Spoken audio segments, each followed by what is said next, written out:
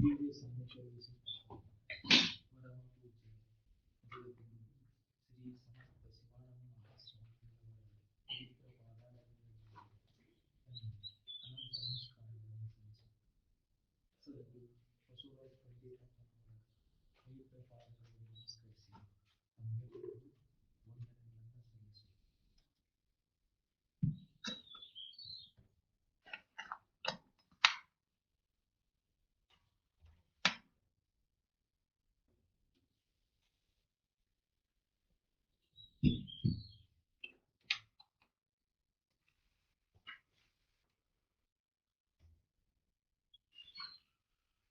ನಂಬು ಜ್ಞಾನವನೇ ಕರ್ಮವೆಂಬ ಜಾಲದೊಳು ಸಿಲುಕಿ ಹಂಬಲಿಸಿದರು ಮುಕ್ತಿಯೆಂಬಯಸಿ ಆಗಮ ಪುರಾಣ ವೇದ ಭೋಗದೊಳು ವಿಧಿಸಿದ ಯಾಗ ದಾನ ಜಪ ನೀತಿ ಯೋಗ ಪೂಜಾರಿಗಳು ಈಗ ಜ್ಞಾನೋದಯ ಮಾತ್ರವಾಗಲು ಅದರೊಳು ಕೋಟಿ ಭಾಗಿಗಳೊಂದಕ್ಕೆ ಸಮವಾಗತಿರುವುದರಿಂದ ತನುವ ದಂಡಿಸಬೇಡ, ಮನವ ನಿಲ್ಲಿಸಬೇಡ, ಧನವ ನೀಗಿರಬೇಡ, ಮನೆ ಮಾರು ತೊರೆದು ವನವಾಸ ಬೇಡ, ತನಗಿನಿತು ತತ್ವಜ್ಞಾನ ಸಂಚರಿಸಲು ಅಗವೆಲ್ಲವನ್ನು ಕೆಡಿಪುವುದರಿಂದ ಜ್ಞಾನವೇ ಮುಕ್ತಿಗೆ ಮಾರ್ಗವೇನು ಬೇರೊಂದಿಲ್ಲವೆಂದು ಮಾನನಿಧಿಯಾದ ಶ್ರುತಿ ನ ಅನ್ಯ ಪಂಥವೆನಲು ನೀನು ಇದನ್ನೇ ಬಿಡದಿರು ಅನುನ ಶಂಭುಲಿಂಗದ ಸುಜ್ಞಾನ ದೃಢಮಾಗೆ ಪರಮಾನಂದಬಹುದರಿಂದ ನಂಬು ಜ್ಞಾನವನೇ ಕರ್ಮವೆಂಬ ಜಾಲದಳು ಸಿಲುಕಿ ಹಂಬಲಿಸಿದರು.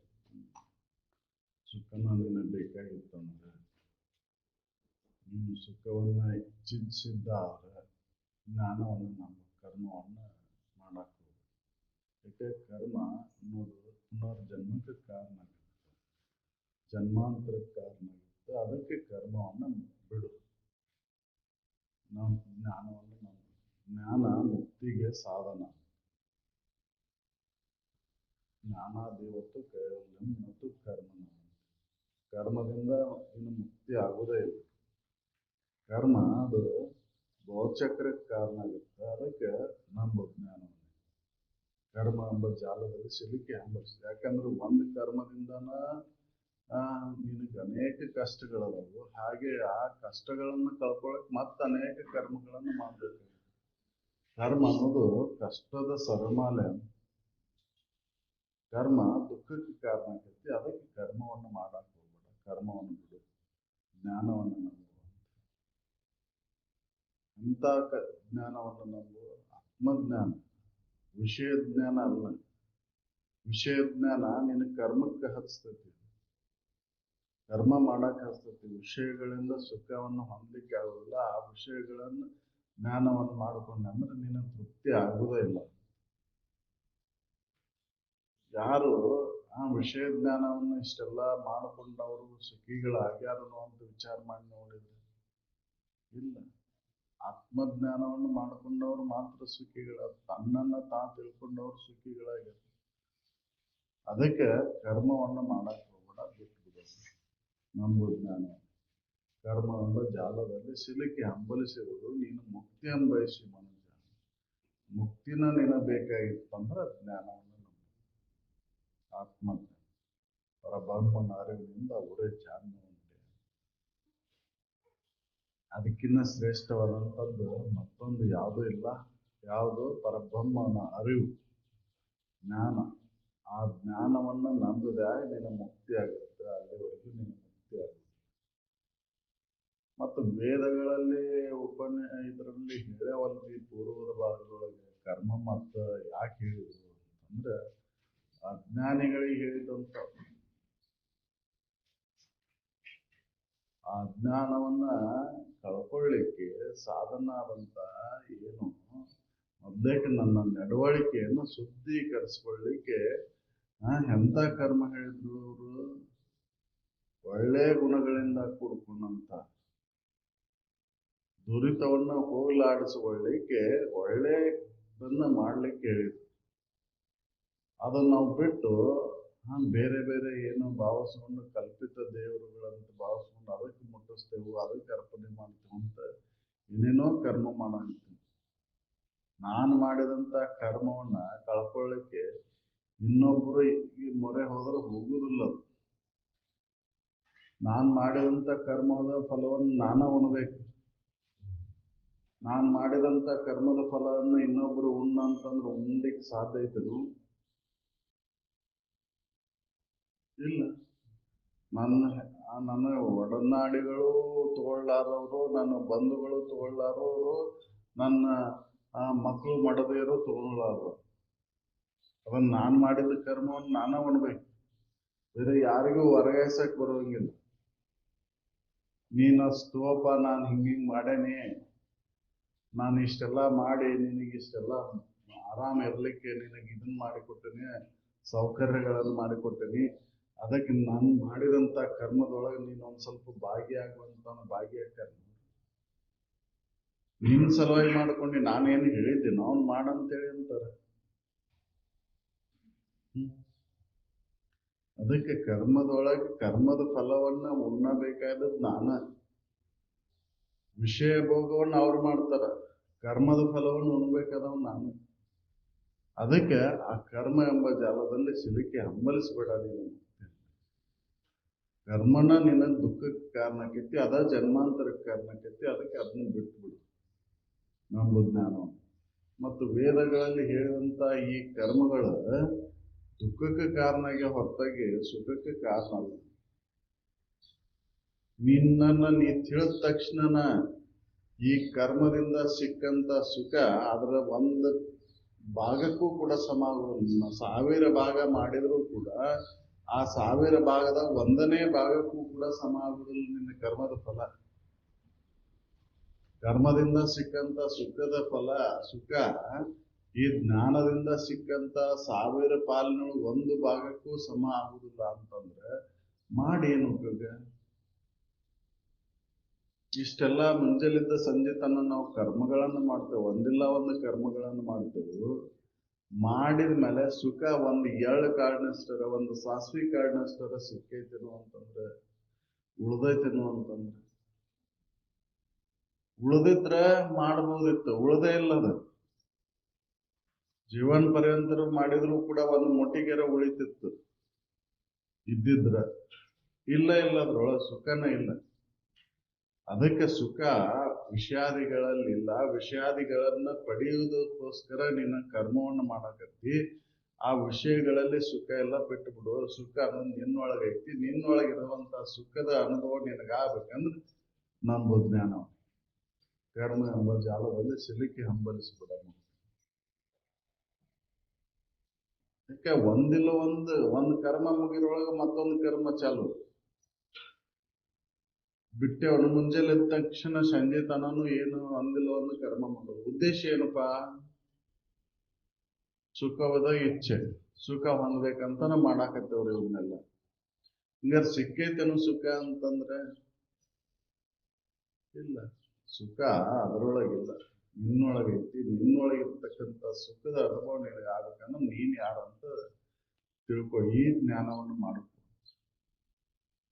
ವೇದ ಪುಗದೊಳು ವಿಧಿಸಿದಂತ ಯಾಗ ಯಜ್ಞ ಜಪ ದಾನ ಇವೆಲ್ಲವೂ ಮಾಡೋದ್ರಿಂದ ನಿನಗೇನ್ ಸಿಕ್ತು? ಹೌದಲ್ಲ? ಯಾಗ ಏನ್ ಮಾಡ್ತೀನಿ ನೀನು? ಯಾಗ ಮಾಡು, ತ್ಯಾಗ ಮಾಡು. ನೀನು ಯಾವ್ದೊಂದು ದುರ್ಗುಣಗಳನ್ನ ತ್ಯಾಗ ಮಾಡು, ಒಳ್ಳೆಯ ಗುಣಗಳನ್ನು ಬೆಳೆಸು. ದಾನ ಮಾಡು, ಹಂಚ್ಕೋ, ಒಳ್ಳೆಯ ಗುಣಗಳನ್ನು ಹಂಚ್ಕೋ. ಹೌದಲ್ಲ? ಇದನ್ನ ಮಾಡೋದಿಲ್ಲ ನಾವು. ಇವು ಸುಮ್ಮನೆ ಯಾಗ ಯಜ್ಞ ಪೂಜಾ ಇವನ್ ನಿಯಮಗಳನ್ನ ಹಂಗ ಮಾಡ್ಕೊಂತ ಹೊಂಟೇವು. ಇವುದರಿಂದ ಸುಖ ಸಿಕ್ಕೈತೇನೋ ಅಂತಂದ್ರೆ ಎಷ್ಟೆಷ್ಟೋ ವೃತ್ತಗಳನ್ನ ಮಾಡ್ತೇವಲ್ಲ, ಆ ವೃತ್ತಗಳಿಂದ ಸುಖ ಸಿಕ್ಕೈತೇನೋ ಅಂತಂದ್ರೆ ಇಲ್ಲ. ನಿನ್ನನ್ನ ನೀ ತಿಳ್ಕೊಳೋದ್ರಿಂದ ಸುಖ ಐತಿ. ಆ ಸುಖದ ಒಂದು 1000 ಪಾಲು ಮಾಡಿದ್ರು ಕೂಡ ಆ ಒಂದು ಪಾಲಿಗೂ ಕೂಡ ಈ ಕರ್ಮದಿಂದ ಸಿಕ್ಕಂತ ಸುಖ ಸಮ ಆಗುವುದಿಲ್ಲ. ಸಮ ಆಗಿದ್ರೆ ಮಾಡಬಹುದಿತ್ತು. ಸಮಾನ ಆಗುದಿಲ್ಲ ಅಂದ್ರೆ ಮಾಡಿ ಏನು ಉಪಯೋಗ? ಅದಕ್ಕೆ ಬಿಡು. ಆ ಕರ್ಮಕ್ಕ ನೀನ ಅನೇಕ ಕಷ್ಟಗಳನ್ನ ಪಡ್ತಿ. ಶರೀರದಿಂದ ಮಾನಸಿಕವಾಗಿ ಎಷ್ಟು ಕಷ್ಟ ಪಡ್ತಿ. ಜ್ಞಾನಕ್ಕಾಗಿ ಅದನ್ನ ಏನು ಮಾಡ್ಬೇಕಾಗಿಲ್ಲ. ನೀವು ತನು ದಂಡಿಸುವ ಅವಶ್ಯಕತೆ ಇಲ್ಲ, ಮನ ನಿಲ್ಲಿಸುವ ಅವಶ್ಯಕತೆ ಇಲ್ಲ, ಮನೆ ಮಾರು ತೊರೆದು ವನವಾಸಕ್ಕೆ ಹೋಗುವ ಅವಶ್ಯಕತೆನೂ ಇಲ್ಲ. ನೀನು ಪ್ರಾರಬ್ಧವಶಾತ್ ಸಿಕ್ಕಂತ ಏನು ವಿಷಯ ವಸ್ತುಗಳಲ್ಲ ಅವನು ತ್ಯಾಗ ಮಾಡುವ ಅವಶ್ಯಕತೆ ಇಲ್ಲ. ಏನ್ ನಿನಗೆ ಸದ್ಯ ಜ್ಞಾನವನ್ನು ಮಾಡಿಕೊಂಡೆ ಅಂದ್ರೆ ಎಲ್ಲಾ ಜನ್ಮದ ಅಜ್ಞಾನ ಅನ್ನೋದು ನಾಶ ಆಗ್ಬಿಡ್ತದೆ. ಅನೇಕ ಜನ್ಮದಿಂದ ಅಜ್ಞಾನದೊಳಗೆ ಅದೇನೆ ಅಂತಂದ್ರು ಕೂಡ ಅಜ್ಞಾನ ಈ ತಕ್ಷಣನ ನಾಶ ಆಗ್ಬಿಡ್ತೈತಿ. ನಿನ್ನನ್ನ ನೀ ತಿಳ್ಕೊಂಡ ತಕ್ಷಣ. ಬಹಳ ದಿನದ ಕತ್ಲೆ ಐತ್ರಿ ಮನ್ಯಾಗ ಹೆಂಗ್ ಮಾಡೋದು ಅಂತಂದ್ರೆ ಕಡ್ಡಿ ಕೊರೆಯಲ್ಲ. ಈಗ ಸದ್ಯ ದೀಪ ಹಚ್ಚ ಆ ತಕ್ಷಣನ ಕತ್ಲು ಓಡಕೈತಿ. ಹಂಗ ಈ ತಕ್ಷಣನ ಈ ಜ್ಞಾನವನ್ನ ಮಾಡಿಕೊಂಡಿದ್ದಾದ್ರೆ, ಜ್ಞಾನ ನಿನಗೆ ಸಿಕ್ಕಿದ್ದಾದ್ರೆ, ಲಭಿಸಿದ್ದಾದ್ರೆ ನಿನ್ನ ಅಜ್ಞಾನ ಅನೇಕ ಜನ್ಮದ ಅಜ್ಞಾನ ನಾಶ ಆಗಿರುತ್ತೆ. ಅದಕ್ಕೆ ನಮ್ದು ಜ್ಞಾನವನ್ನ ಅದಕ್ಕೆ ತನು ಯಾಕೆ ದಂಡಿಸಬೇಕು? ಕರ್ಮಕ್ಕಾಗಿ ತನು ದಂಡಿಸ್ಬೇಕಾಕತಿ. ಮನಕ್ಕೆ ದಿಗಿಲು ಮುಗಿಲಾಕತಿ. ಅದಕ್ಕೆ ಅವ್ರು ಹೇಳಿದ್ದು ಮಾಡಲು ಉಚಿತವೇ, ಮಾಡಲು ಉಚಿತವೇ, ಧನದ ಲೋಭವನ್ನು ಮಾಡಲು ಉಚಿತವೇ. ಧನದ ಹೊಂದಲ್ಲ, ಎಲ್ಲಾ ವಿಷಯದ ವಸ್ತುಗಳ ಪಡ್ಯಾಕ ನಾವು ಎಷ್ಟು ಪ್ರಯತ್ನ ಮಾಡ್ತೇವೆ. ಮೊದಲಿಗೆ ತನುವಿಗೆ ಅನೇಕ ಬಳಲಿಕೆ, ಮನಕ್ಕೆ ದಿಗಿಲು ಮುಗಿಲು, ಹೌದಲ್ಲ? ಎಷ್ಟು ಕಷ್ಟ ಐತಿ. ವಿಷಯ ವಸ್ತುಗಳನ್ನ ಪಡಿಲಿಕ್ಕೆ ಅನೇಕ ಕರ್ಮಗಳನ್ನ ಮಾಡ್ತೇವೆ. ಅದಕ್ಕಾಗಿ ಶರೀರವನ್ನ ದಂಡಿಸ್ತೇವೆ. ಮನಸ್ಸು ಕಷ್ಟವನ್ನ ಅನುಭವಿಸ್ತೈತಿ. ಅದಕ್ಕಾಗಿ ಮನೆ ಮಾರು ತೊರು ಹೋಗ್ತೇವು. ಅದರ ಅವಶ್ಯಕತೆನೇ ಇಲ್ಲ. ಈ ಸದ್ಯ ಜ್ಞಾನೋದಯ ಮಾಡ್ಕೊಂಡೆ ಅಂದ್ರೆ ಎಲ್ಲವೂ ಅನೇಕ ಜನ್ಮದ ಅಜ್ಞಾನ ನಾಶ ಆಗ್ಬಿಡ್ತದೆ. ಅದಕ್ಕೆ ನಮ್ದು ಜ್ಞಾನ ಕರ್ಮ ಎಂಬ ಜಾಲದಲ್ಲಿ ಸಿಲುಕಿ ಹಂಬಲಿಸಬೇಡ. ನೀನು ಮುಕ್ತಿಯನ್ನು ಬಯಸಿ ಮನುಷ್ಯ, ಮುಕ್ತಿನ ನೀನು ಬೇಕಾಗಿತ್ತಂದ್ರೆ ನಮ್ದು ಕರ್ಮದಿಂದ ಸುಖ ಸಿಕ್ಕೇ ಇಲ್ಲ. ಯಾರು ಬೇಕಾದವ್ರನ್ನ ಕೇಳಿದ್ರು ಸುಖ ಆಯ್ತೇನೋ ಅಂತಂದ್ರೆ ಇಲ್ಲ ಅಂತ ಹೇಳ್ತಾರೆ. ಕರ್ಮದಿಂದ ಕರ್ಮನ ಮುಕ್ತಿಗೆ ಸಾಧನ. ಮತ್ತೆ ಹಾಗಾದ್ರೆ ಬೇರೆ ಮಾರ್ಗ ಇಲ್ಲನು ಅಂತಂದ್ರೆ ಕರ್ಮ ಮುಕ್ತಿಗೆ ಸಾಧನ ಅಲ್ಲ. ಜ್ಞಾನ ಮುಕ್ತಿಗೆ ಸಾಧನ. ಬೇರೆ ಮಾರ್ಗನ ಇಲ್ಲ. ಜ್ಞಾನದ ಹೊರತಾಗಿ ಬೇರೆ ಮಾರ್ಗನ ಇಲ್ಲ. ಕರ್ಮದಿಂದ ಮುಕ್ತಿ ಆಗುತ್ತಂತ ಅನೇಕ ಕರ್ಮಗಳ ಇದನ್ನ ಮಾಡ್ತಾರ. ಅದರಿಂದ ಮುಕ್ತಿ ಆಗುವುದಿಲ್ಲ. ಕರ್ಮದಿಂದ ಮುಕ್ತಿ ಇಲ್ಲ. ಜ್ಞಾನದಿಂದನ ಮುಕ್ತಿ ಐತಿ. ಅದಕ್ಕೆ ಜ್ಞಾನ ದೇವತಿ ಕೈವಲ್ಯ ಮತ್ತು ಕರ್ಮನ ಅಂತ ಹೇಳಿ. ಕರ್ಮದಿಂದ ಸಿಗುವುದೇ ಇಲ್ಲ. ಬೇರೆ ದಾರಿ ಐತೆನೋ ಅಂತಂದ್ರೆ ಜ್ಞಾನವನ್ನು ಬಿಟ್ಟು ಬೇರೆ ಮಾರ್ಗ ಯಾವ್ದಾರ ಐತೆನೋ ಅಂತಂದ್ರೆ ಮುಕ್ತಿನೋ ಅನ್ಲಿಕ್ಕೆ ಅನ್ಯ ಪಂಥವೆನ್ನಲು ಶ್ರುತಿಧಿಕರಗಳಲ್ಲ. ಬೇರೆ ದಾರಿನ ಇಲ್ಲ ಅಂತ ಎಲ್ಲಾ ಶ್ರುತಿಗಳು ಹೇಳ್ತಾವ. ನಾವು ಶ್ರುತಿ ಅಭಿಪ್ರಾಯವನ್ನು ಬಿಟ್ಟು ನಮ್ಮ ಕಲ್ಪಿಸಿಕೊಂಡ ಬೇರೆ ಬೇರೆ ಮಾರ್ಗಗಳನ್ನು ಮಾಡ್ಕೊಂಡೇವು. ನಾವು ಶ್ರುತಿ ಅಭಿಪ್ರಾಯವನ್ನು ಬಿಟ್ಟೆವು, ಬೇರೆ ನಾವು ಕಲ್ಪಿಸ್ಕೊಂಡ ನಾವು ಬೆನ್ನ ಹತ್ತೇವು. ಕರ್ಮ ಅದರಿಂದ ಸುಖ ಆಯ್ತು, ಇದರಿಂದ ಸುಖ ಆಯ್ತು ಅಂತ. ಅದು ಕರ್ಮದಿಂದ ಸುಖಿ ಆಗದವ್ರು ಯಾರೂ ಇಲ್ಲ. ಅದಕ್ಕೆ ಇದು ಬೇರೆ ದಾರಿನೇ ಇಲ್ಲ ನೋಡಪ್ಪ ಅಂತ ಹೇಳ್ತಾರೆ. ಅನ್ಯ ಪಂಥಲು ಅನ್ನೋದು ಶ್ರುತಿ ನಿಖರಗಳೆಲ್ಲ. ಇದನ್ನ ಬಿಡಬೇಡ. ನೀನು ಈ ಜ್ಞಾನವನ್ನ ಬಿಡಾಕ್ ಹೋಗ್ಬೇಡ. ಇದು ನಿನಗೆ ಸುಜ್ಞಾನವನ್ನ ರೂಢಿ ಮಾಡ್ತೈತಿ. ಅದಕ್ಕೆ ನಂಬೋ ಜ್ಞಾನ ಕರ್ಮ ಎಂಬ ಜಾಲದಲ್ಲಿ ಸಿಲುಕಿ ಹಂಬಲಿಸ್ಬೇಡ. ಹೆಂಗಾಗತ್ತಂದ್ರ ಜೇಡರ ಬಲ್ಲೆ ಸಿಕ್ಕಂತ ನೊಣ ಆಗುತ್ತೆ. ಕರ್ಮ ಜಾಲ ಅಷ್ಟೊಂದು ಪ್ರಬಲ ಐತಿ. ಒಮ್ಮೆ ಹೋಗಿ ಸಿಕ್ಕೊಂಡನ ಮುಗಿತದ್ರೊಳಗೆ ಬಿಟ್ಟು ಬರಾಕ ಆಗೋದಿಲ್ಲ. ಸಿಂಬಳದ ಸಿಕ್ಕೊಂಡು ಹುಳದ ಗತೆ ಆಗಿಬಿಡ್ತೈತಿ. ಅಲ್ಲೇ ಒದ್ದಾಡಿ ಪ್ರಾಣವನ್ನ ಬಿಡ್ಬೇಕಾಗುತ್ತೆ. ಅದಕ್ಕೆ ಅವ್ರು ಹೇಳ್ತಾರ ನಂಬುದು ಜ್ಞಾನವನ್ನು. ಕರ್ಮ ಎಂಬ ಜಾಲದಲ್ಲಿ ಸಿಲುಕಿ ಹಂಬಲಿಸ್ಬೇಡ ನೀನು ಮುಕ್ತಿ ಎಂಬಯಸಿ. ಸನ್ಮತಿ ತನಗೆ ಸಂಪನ್ನವಾದ ಅರಿವಿದು ನನ್ನಿ ಎಂದು ನಂಬು ಯೋಗಿ, ನಿನ್ನ ಮುನ್ನಿನ ಜಡಭಾವವು ನೀಡು ನಲಿದು ಇದು ನನ್ನಿ ಎಂದು ನಂಬು ಯೋಗಿ ನಿನ್ನ. ಸನ್ಮತಿ ತನಗೆ ಸಂಪನ್ನವಾದ ಅರಿವಿದು ನನ್ನಿ ಅಂತ ನಿಜ ಅಂತ ನಂಬು. ಅರಿವು ಸತ್ಯ, ಜ್ಞಾನನ ಸತ್ಯ, ಜ್ಞಾನದಿಂದನ ಮುಕ್ತಿ ಆಗುತ್ತ ಅಂತೇಳಿ ನಂಬು. ಮುಂದಿನ ಜಡಭಾವವನ್ನು ನೀಗ್ ಮೊದಲೇಕಿತ್ತಂತ ಶರೀರ ಭಾವ, ಇಂದ್ರಿಯ ಸುಖದ ಅಪೇಕ್ಷೆ, ವಿಷಯದ ಸಂಗ್ರಹಕ್ಕೆ ಕೊಟ್ಟಿರ್ತಕ್ಕಂಥ ಆಸಕ್ತಿಯನ್ನು ತೆಗೆದಾಕಿ ನಿನ್ನ ನಿಜವನ್ನ ನಂಬು. ಅರಿವ ಸತ್ಯ ಐತಿ, ಜ್ಞಾನನ ಸತ್ಯ ಐತಿ ಅಂತ ನಂಬು. ಮುಂದಿನ ಜಡಭಾವ ನೀಗಿ ನಲಿದು ನನ್ನಿ ಎಂದು ನಂಬಲಿ ಯೋಗಿ. ದುರಿತ ಕಾನನ ವೈನಿ ಪರಿಭವ ಘನ ಚಂಡ ಮರುದ ಜ್ಞಾನ ತಿಮಿರ ತರಣಿ ಮಾನಸ ಕುಲಗಿರಿ ವಜ್ರವನುತಾಪ ಸರಸಿಜ ಹಿಮವಿದೆಂಬ. ಆಹಾ ಸರಸಿಜ ಹಿಮವಿದೆಂಬ. ದುರಿತ ಕಾನನ ವನ್ನಿ ಇದು ಹೆಂಗೈತಿ ಅಂತಂದ್ರ, ಜ್ಞಾನ ಕಾಡಿಗೆ ಒಂದು ಕಿಡಿ ಬಿದ್ರೆ ಹೆಂಗೆ ಸುಟ್ಟು ಹೋಗೈತದು, ಹಾಗೆ ನಿನ್ನ ಅಜ್ಞಾನವನ್ನ ಸುಟ್ಟು ಹಾಕತಕ್ಕಂಥದ್ದು ಇದು.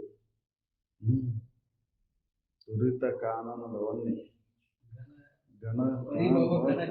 ಮಾರುತ ಅಂತ ಬಲವಾದಂತ ಮೋಡ ಕವದೈತಂದ್ರೂ ಕೂಡ ಬಿರುಗಾಳಿ ಬಡತಕ್ಕೆಲ್ಲ ಛಿದ್ರವಾಗಿ ಮೋಡ ಎಲ್ಲ ಹೇಗೆ ಹೋಗ್ತಾ ಅಳಿತಾವೋ ಹಂಗೆ ನಿನ್ನ ಅಜ್ಞಾನವನ್ನ ಕಳಿತಕ್ಕಂತ ಆ ಗಾಳಿದು, ಬಿರುಗಾಳಿದು ವಜ್ರ ಅಂದ್ರ ವಜ್ರಾಯುಧ ಇದು. ಎಂತ ಕಠಿಣವಾದಂತ ಕಲ್ಲು ಐತಂದ್ರೂ ಕೂಡ ಅದನ್ನ ವಜ್ರದ ಆಯುಧ ಹೆಂಗೆ ಪುಡಿ ಮಾಡ್ತೈತೋ ಹಂಗ ನಿನಗೆ ಎಷ್ಟೇ ಬಲವಾಗಿ ಇದು ಐತಂದ್ರೂ ಕೂಡ ಅಜ್ಞಾನ, ಈ ಅಜ್ಞಾನ ಅನ್ನೋದು ಕೊಟ್ಟಿ ಪುಡಿ ಮಾಡ್ತೈತಿ. ಸಾರ ಸುಖದ ವಾರಿಧಿ ಅಂದ್ರೆ ಸುಖದ ಸಮುದ್ರ ಇದು. ಕಲ್ಪನೆಗೆ ನಿಲುಕಿಲ್ಲಾರ್ದಂತ ಎಷ್ಟು ವ್ಯಾಪಕವಾದಂತ ಏನು ಸಮುದ್ರ ಇದ್ದಂಗಿದೆ, ಸುಖದ ಸಮುದ್ರ ಇದು. ಸುಕೃತದ ಮೇರು ಮುಕ್ತಿಯ ಜನ್ಮಭೂಮಿ. ಸುಕೃತದ ಒಳ್ಳೆಯದನ್ನು ಮಾಡಾಕಸ್ತೈತಿ ಇದು ಜ್ಞಾನ. ಒಳ್ಳೆಯದ್ರಿಂದ ಇದು ಜ್ಞಾನ ಲಭಿಸ್ತೈತಿ ಮತ್ತು ಒಳ್ಳೆಯದನ್ನ ಮಾಡಾಕಸ್ತೈತಿ, ಕೆಟ್ಟದ್ದನ್ನು ಬಿಡಿಸ್ತೈತಿ. ಮುಕ್ತಿಯ ಜನ್ಮಭೂಮಿ, ಮುಕ್ತಿಯನ್ನು ಹೊಂದಲಿಕ್ಕೆ ಇದು ಕಾರಣ. ಚಾರು ಸಿದ್ಧಿಗಳ ಮಂದಾರ ವಿನಿಪದ ಮೂಲ ಕಾರಣವಿದು. ಎಲ್ಲಾ ಸಿದ್ಧಿಗಳಿಗೂ ಮೂಲ ಕಾರಣ ಇದು. ಈ ಜ್ಞಾನವನ್ನು ಮಾಡಿಕೊಂಡಿದ್ದಾದ್ರೆ ನಿನಗೆ ಎಲ್ಲಾ ಸಿದ್ಧಿಗಳು ತಾನಾಗೆ ಲಭಿಸ್ತಾವ. ಅನಿಮ ಇರ್ಬೋದು, ಮಹಿಮಾ ಇರ್ಬೋದು, ಗಿರಿಮಾ ಇರ್ಬೋದು, ಅಷ್ಟಮ ಇರ್ಬೋದು. ಈ 4 ಸಿದ್ಧಿಗಳಿಗೆ ಆಧಾರ ಯಾವ್ದೈತಿ ಅಂದ್ರೆ ಜ್ಞಾನ ಮಾಡಿಕೊಂಡಿದ್ದಾದ್ರೆ ನಿನಗೆಲ್ಲಾ ಸಿದ್ಧಿಗಳು ಲಭಿಸ್ತವು. ಅದಕ್ಕೆ ಇದು ಸತ್ಯ ಅಂತ ನಂಬು. ಸನ್ಮತಿ ತನಗೆ ಸಂಪನ್ನವಾದ ಅರಿವಿದು ನನ್ನಿ ಅಂದ್ರೆ ನಿಜ ಐತಿ ಅಂತ ನಂಬು. ಅರಿವ ಜ್ಞಾನನ ನಿಜ ಐತಿ ಅಂತ ನಂಬು. ಯಾಕಂದ್ರೆ ಇದರಿಂದನ ನಿನ್ನ ಮುಕ್ತಿ ಹೊಂದಲಿಕ್ಕೆ ಸಾಧ್ಯ ಐತಿ. ನಿಗಮ ಅರಸುವ ಮುನಿಗಳು ಜಾನಿಪ ಸುರ ಉರಗ ನರದ ಜಾನುಮಿಗೆ ಕಾಣದ ಜಗದ ಆಗು ಹೋಗಿ ನೋಡ್ ಕೂಗದಿಹ ಶಂಭುಲಿಂಗದ ಅಗಣಿತ ನಿಜವಿದು ಎಂಬ. ಆಹಾ ಅಗಣಿತ ನಿಜವಿದು ಎಂಬ. ಯಾರಿಗೂ ಸಿಲುಕಿಲ್ಲ. ನರದ ಸ್ವರದ ಜಾನ್ಮೆಗೆ ಸಿಲುಕಿಲ್ಲ. ಜಾನ್ತನ ಇದ್ರೊಳಗೆ ನಾವು ಮಾತು ತೋರಿಸ್ತೇನೆ ಅಂತಂದ್ರೆ ಅವ್ರಿಗೆ ಸಿಲುಕಿಲ್ಲ. ತಿಳಿದೈತನ್ನೋರಿಗೂ ತಿಳಿಲ್ಲಂಗ್ ಮಾಡ್ತೈತಿ. ನರದ ಸ್ವರದ ಜಾನ್ಮೆಗೆ ಸಿಲುಕ ಹೋಗಿನೊಳಗೆ ಪುಗದ, ಜಗತ್ತಿನ ಆಗು ಹೋಗಿನೊಳಗೆ ಸಿಲುಕಿಲ್ಲ. ಬೇರೆನ ಐತಿ. ಅದಕ್ಕೆ ಆ ಸಣ್ಣ ಆ ಅರುವ ನಿಜ ಐತೆ ಅಂತ ನಮ್ದು. ಬ್ರಹ್ಮವನು ಅರಿವಿನೆಂದು ಬಳಲುವರು, ತಮ್ಮ ನೀತಿಗಳಿದು ಅನ್ಯವನೇ ನೋಡಿ ಮನುಷ್ಯರು. ಬ್ರಹ್ಮನ ತಿಳಿತೇನೆ, ದೇವರನ್ನ ಕಾಣ್ತೇನೆ. ಬ್ರಹ್ಮವಸ್ತು ಅಂದ್ರೆ ಬ್ರಹ್ಮನನ್ನ ತಿಳಿತೇನೆ, ದೇವರನ್ನ ಕಾಣ್ತೇನೆ ಅಂತ ಮನುಷ್ಯರು ಸುಮ್ಮನೆ ಬಳಲ್ತಾರೆ. ಯಾಕೆ ಬಳಲ್ತಾರ ಅಂದ್ರ ತಮ್ಮನ್ನ ನೇತಿಗಳಿದೆ ಅನ್ಯವನೇ ನೋಡಿ. ಇನ್ನೊಂದು ದೇವರೈತಂತ ನೋಡಕ್ ಹೊಂಟಾರಂತ ಮನುಷ್ಯರಿಗೆ ಬಳಲಿಕೆ. ತಾನ ದೇವರದನಿ ಅಂತ ತಿಳ್ಕೊಳಕ್ ಆಗಲ್ದಕ್ಕೆ ಬಳಲಿಕೆ ಐತಿ. ನಮ್ಮ ಆಡು ಭಾಷೆ ಒಳಗ ಅದನ್ನ ಹೇಳ್ಯಾರ, ತನ್ನ ಬಿಟ್ಟು ದೇವರಿಲ್ಲ, ಮಣ್ಣು ಬಿಟ್ಟು ಮಡಿಕೆ ಇಲ್ಲ ಅಂತೇಳಿ. ಆದ್ರೂ ಕೂಡ ಮನುಷ್ಯರು ಯಾಕೆ ಬಳಲ್ತಾರ ಅಂದ್ರ ತಮ್ಮನ್ನ ನೇತಿಗಳಿದೆ, ನಮ್ಮನ್ನ ಬಿಟ್ಟ ಅನ್ಯವನೇ ನೋಡಿ ಮನುಷ್ಯರು ಬಳಲ್ತಾರ ಬೊಮ್ಮನ ಅರಿವಿನೆಂದು. ಹೆಂಗ ಅಂದ್ರೆ ಇದು ದಶಮನ ಕತೆ ಇದ್ದಂಗ ಐತಿ ಅದು. ದಶಮನ ಕತೆ ಇದ್ದು 10 ಮಂದಿ ನದಿ ದಾಟಕ್ ಹೊಂಟಿದ್ರಂತ. ನದಿ ದಾಟಿದ ಮೇಲೆ ಎಣಸಿದ್ರ ತಮ್ಮನ್ ಬಿಟ್ಟ ಎಣಸ್ಕೊಂಡವ್ರು 9 ಮಂದಿನು. 9 ಮಂದಿ ಒಬ್ಬ ಹಳೆ ಮುನಿ ಸತ್ತ ಅಂತ ದುಃಖವನ್ನ ಅನುಭವಿಸಕತ್ರು. ಅವಾಗ ಇವ್ರನ್ನೆಲ್ಲಾ ನೋಡ್ತಿದ್ರು ದೂರ್ಲಿದ್ದ ಒಬ್ರು ಜ್ಞಾನಿಗಳು, ಯೋಗಿಗಳು. ಇವ್ರು ಅಳೋದು ನೋಡಿ ಯಾಕೆ ಅಳಾಕತ್ತಾರೆ ಇವ್ರು ಕೇಳಿದ್ರು. ಅವ್ರು ಯಾಕೆ ಅಳತ್ತೀರಪ್ಪ, ಏನಾಗಿತ್ತು? ಇಲ್ಲ, ನಾವು ನದಿ ದಾಟಿ ಬಂದಿವು, ನದಿ ದಾಟಕ್ಕಿನ್ನ ಪೂರ್ವದಲ್ಲಿ 10 ಮಂದಿ ಬಂದಿದ್ವು, ಈಗ 9 ಮಂದಿ ಇದೇವು. ಒಬ್ಬ ಹಳೆ ಮುನಿಗೆ ಬಿಟ್ಟನ, ಅದಕ್ಕೆ ನಮಗ್ ದುಃಖ ಆಗತೈತಿ. ಇವರು ತಮ್ಮನ್ನು ಬಿಟ್ಟ ಎಣಸ್ಕೊಂತಾರ, ಅದಕ್ಕೆ ಹಿಂಗ ಮಾಡಾಕತ್ತಾರ. ನಿಂದರಿ ಹಂಗಾರ ಸಾಲ ಹಿಡಿದ ನಿಂದರಿ ನೋಡುನು ಎಣಸ್ಕೊಂತ ಬಂದ್ರು. 10ನೇದಾವ ಇವನ ನೋಡ್ಪ. 10 ಮಂದಿ ಇದ್ರು. ತಾವ್ ಎಣಸ್ಬೇಕಾದ್ರೆ ತಮ್ಮ ಒಂದು ಅಂತ ಹಿಡ್ಕೊಂಡು ಎಣಸಿದ್ರ 10 ಮಂದಿ ಇರ್ತಿದ್ರು. 9 ಮಂದಿ ತಮ್ಮನ್ ಬಿಟ್ಟ ಹಂಗಾಗೈತಿ ನಮ್ದು. ಈಗ ಬ್ರಹ್ಮನ ಅರಿವಿನೆಂದು ಬಳಲುವರು ಮನುಷ್ಯರು, ತಮ್ಮ ನೇತೆಗಳಿದೆ ಅನ್ಯವ. ನಮ್ಮನ್ ಬಿಟ್ಟ ಹೊರಗೆ ಹುಡುಕಾಕತ್ತೇವು ನಾವು ಬ್ರಹ್ಮನನ್ನ, ದೇವರನ್ನ ಹೊರಗೆ ಹುಡುಕಾಕತ್ತೇವು. ಹೊರಗೆ ಯಾವಾಗ ಕಾಣ್ತಾನ ದೇವರು? ತಮ್ಮ ನೇತೆಗಳಿದೆ ಅನ್ಯವನೇ ನೋಡಿ. ಇನ್ನೊಂದನ್ನ ಏನ್ ನೋಡಾಕತ್ತೇವ್ ನಾವು? ಜಡ ವಸ್ತುಗಳನ್ನ ನೋಡಾಕತ್ತೇವ್. ಕಲ್ಲು, ಕಟ್ಟಿಗೆ, ತಾಮ್ರ, ಹಿತ್ತಾಳೆ, ಕಂಚು, ತಗಡ ಇವನ್ನ ನೋಡಾಕತ್ತೇವ್. ಅವ ದೇವ್ರು ಅಂತ ತಿಳ್ಕೊಂಡೆವು. ಅವ್ರು ನಾವ ಮಾಡಿಟ್ಟಿದ್ದು, ನಾವ ಕಲ್ಪಿಸ್ಕೊಂಡದ್ದು ಅಲ್ಲ, ನಾವ ಕಲ್ಪಿಸ್ಕೊಂಡ ನೋಡಾಕತ್ತೇವ್. ಅವನ್ನ ದೇವ್ರ ಅದ್ರಾಗ ಐತಿ ಇದ್ರಾಗ ಐತಿ ಅಂತ ಹುಡುಕಾಕತ್ತೇವ್. ದೇವ್ರ ಅದ್ರಾಗ ಐತಿ ಇದ್ರಾಗ ಐತಿ ಅಂತ ಹುಡುಗ ನೀನ್ ಯಾರ ಅಂತ ವಿಚಾರ ಮಾಡಿ ನೋಡು. ಮೊದ್ಲಕ್ಕೆ ನೀನ್ ಯಾರಂತ ವಿಚಾರ ಮಾಡ್ಲಿಕ್ಕೆ ದೇವ್ರ ಅನ್ಯದ್ರೊಳ ನೋಡಾಕತ್ತಿ. ನೀನ್ ಯಾರ ಅನ್ನೋದು ವಿಚಾರ ಮಾಡೋದು ಕಠಿಣ ಅನ್ಸಾಕತ್ತೈತಿ ನಿನಗೆ. ದೇವ್ರನ್ನ ಹೊರಗೆ ಹುಡುಕು ಸರಳ ಆಗೈತಿ. ದೇವ್ರು ಯಾವಾಗ ಸಿಗ್ಬೇಕು? ಹೊರಗೆ ಯಾವಾಗ ಸಿಗ್ಬೇಕು? ನಿನ್ನನ್ನ ನೀನು ಯಾರು ಅಂತ ತಿಳಿದು ನೋಡ್ದೆ ನೀನ ಬ್ರಹ್ಮ ಅದಿ ಅನ್ನೋದು ಖಾತ್ರಿ ಆಗತ್ತೆ. ಬ್ರಹ್ಮ ನನಗೆ ಅನ್ಯವಾಗಿಲ್ಲ, ಎಲ್ಲಾ ಕಡೆ ಬ್ರಹ್ಮ ವಸ್ತುನ ಐತೆ ಅನ್ನೋದು ಅವಾಗ ಖಾತ್ರಿ ಆಗತ್ತೆ. ದೇಹ ನಾನಂತ ತಿಳ್ಕೊಂಡು ದೇವ್ರು ನನಗ್ ಬೇರೆ ಅದನ ಅಂತ ದೇವ್ರನ್ನ ಹೊರಗೆ ಹುಡುಕಾಕತ್ತೀವಿ. ದೇಹ ನೀನಲ್ಲ, ದೇವ್ರ ನಿನ್ನದಿ ಅಂತ ತಿಳ್ಕೊ. ದೇವ್ರ ನಿನ್ನದಿ ಅಂತ ತಿಳ್ಕೊಳೋದ್ ಬಿಟ್ಟು ಅನ್ಯವನ್ನೇ ನೋಡ್ಕೊಂತ ಹೊಂಟೀನಿ. ಅದಕ್ಕೆ ಬ್ರಹ್ಮನ ಅರಿವಿನೆಂದು ಬಳಲುವರು ಮನುಷ್ಯರು, ತಮ್ಮ ನೇತ್ಯಗಳಿದೆ ಅನ್ಯವನ್ನೇ ನೋಡಿ. ಇನ್ನೊಂದನ್ನ ನೋಡೇ ಬಳಲಿಕ್ಕೆ. ಹೆದರಿಕೆ, ದೇವ್ರ ಹೆದರಿಕೆ ಐತೋ ಇನ್ನು ಯಾರ ಹೆದರಿಕೆ ಐತಿ ನಮ್ಗೆ? ದೇವ್ರ ಹೆದರಿಕೆನ ಜಾಸ್ತಿ ಐತಿಲ್ಲ, ಉಳ್ಕಿದವ್ರ ಹೆದರಿಕೆ ಏನು ಅಷ್ಟೇನಿಲ್ಲ. ಹೌದಲ್ರಿ? ಅವನು ಎದುರಿಸ್ತೇವ್. ಕಷ್ಟ ಬಂತಂದ್ರೆ, ಅಪಾಯ ಬಂತಂದ್ರೆ ಎದುರಿಸ್ತೇವ. ಅವನು ಶಕ್ತಿ ಮೀರಿ ಹೊಡೆದಾಡ್ತೇವ. ಆದ್ರೆ ದೇವರ ಭಯ ಎಲ್ಲಾ ಶಕ್ತಿಯನ್ನ ಕುಂದ ಹಾಕಿ ಬಿಡ್ತದ. ದೇವರ ಭಯ ಅಂತ ಧೈರ್ಯಶಾಲಿ ಅದನಂದ್ರೂ ಕೂಡ ದೇವರ ಭಯಕ್ಕ ಅಂಜಿ ಬಿಡ್ತಾನ. ಯಾಕಂದ್ರೆ ದೇವ್ರು ನನಗೆ ಗಣ್ಯವಾಗಿದಾನ, ಏನಾರ ಮಾಡಿಗಿಡ್ಯಾನ, ನಾನು ದೇಹ ಅಂತ ತಿಳ್ಕೊಂಡಿದ್ದಕ್ಕೆ ದೇವ್ರ ಭಯ ಕಾಡಾಕತ್ತೈತಿ. ಶರೀರ ನಾನು ಅಂತ ತಿಳ್ಕೊಂಡದ್ದಕ್ಕೆ ದೇವರ ಭಯ ಕಾಡಾಕತ್ತೈತಿ. ಅದಕ್ಕೆ ಮೊದ್ಲಕ್ಕೆ ತಿಳ್ಕೊ, ಇದು ಏನು ಅನ್ನೋದನ್ನ ತಿಳ್ಕೊ, ನೀನ್ ಯಾರು ಅನ್ನೋದನ್ನ ತಿಳ್ಕೊ. ನೀ ಶರೀರವೋ ಅಥವಾ ಇದಕ್ಕೆ ಆಧಾರವಾಗಿರುವಂತ ಆ ವಸ್ತುನೋ ನೀನು ಅನ್ನೋದನ್ನ ತಿಳ್ಕೊಂಡೆ ಅಂದ್ರೆ ಬೊಮ್ಮನ ಅರಿವು ಅವಾಗ ಆಗತ್ತೆ. ನಾವು ಅದನ್ನ ಮಾಡ್ಕೊಳೋದಿಲ್ಲ, ಆ ತಿಳುವಳಿಕೆಯನ್ನು ಮಾಡ್ಕೊಳ್ಳಾರ್ದಕ್ಕೆ ನಮಗ್ ದುಃಖ ಆಗಿದೆ. ಬೊಮ್ಮನ್ನ ಅರಿತೇನಂತ ಹೊರಗ ಹುಡುಕಾಕತ್ತೇವ್ ನಾವು. ಹೊರಗೆ ನೀ ಎಷ್ಟೇ ಹುಡುಕಿದ್ರು ಬ್ರಹ್ಮಜ್ಞಾನ ಆಗೋದಿಲ್ಲ. ಬ್ರಹ್ಮಜ್ಞಾನ ನಿನಗಾಗಬೇಕಂದ್ರೆ ನೀನ್ ಯಾರು ಅನ್ನೋದನ್ನು ವಿಚಾರ ಮಾಡಬಲ್ಲ. ನಿನಗೆ ಅನ್ಯವಾಗಿ ಬ್ರಹ್ಮ ವಸ್ತು ಇಲ್ಲ ಅನ್ನೋದು ಅವಾಗ ಖಾತ್ರಿ. ತಿಳಿದು ಮೊದಲು ತತ್ವ ಕುಳವೆಲ್ಲವನ್ನು ನೇತಿಗಳೆದು. ತಿಳಿದು ಮೊದಲು ತತ್ವ ಕುಲಗಳನ್ನೆಲ್ಲ ಅವನ ನೇತಿಗಳು ಇದನ್ನು ತಿಳ್ಕೊ. ಇದು ಈ ತತ್ವ ಕುಲಗಳನ್ನೆಲ್ಲ ತಿಳ್ಕೊ. ಪಂಚಮಹಾಭೂತಗಳಿಂದ ವಿಕರಿಸಲ್ಪಟ್ಟಂತ ಈ ದೇಹ ಹೆಂಗೈತಿ ಅನ್ನೋದನ್ನ ತಿಳ್ಕೊ.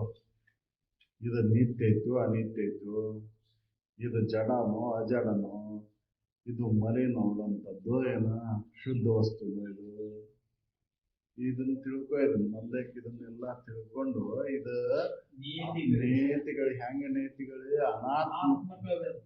ಅನಾತ್ಮಕ ಅದಾವಂತ ನೇತಿಗಳಿದು. ಇದನ್ನ ಇದು ಹಂಗೆ ಇದು ಜಡ ಐತಿ.